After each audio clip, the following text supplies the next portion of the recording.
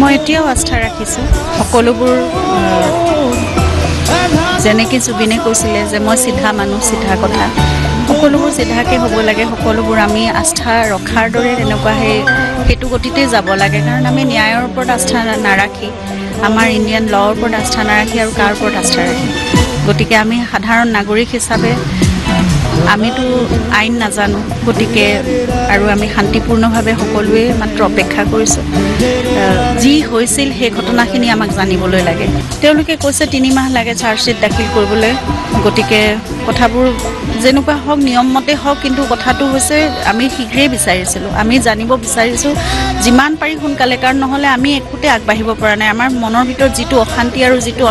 অন্তৰ্দ্বন্দ্বত আমি ভুগি আছোঁ সেই কথাটো নাজানো কোনে কেনেকৈ কিমান অনুধাৱন কৰিব পাৰে কিন্তু গোটেই অসমৰ মানুহে এতিয়া সেই এটা উত্তৰৰ বাবে ৰৈ আছে যে জুবিনদাৰ লগত শেষত কি হৈছিল সকলোৱে একেটা প্ৰশ্ন সুধি আছে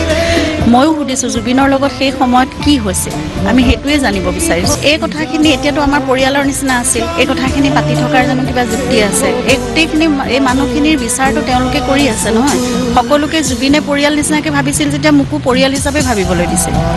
গতিকে সেই পৰিয়াল লৈয়ে আমি আগবাঢ়িছিলোঁ এতিয়া নাজানো কি হ'ব সোণাপুৰলৈ আমি গধূলি যাম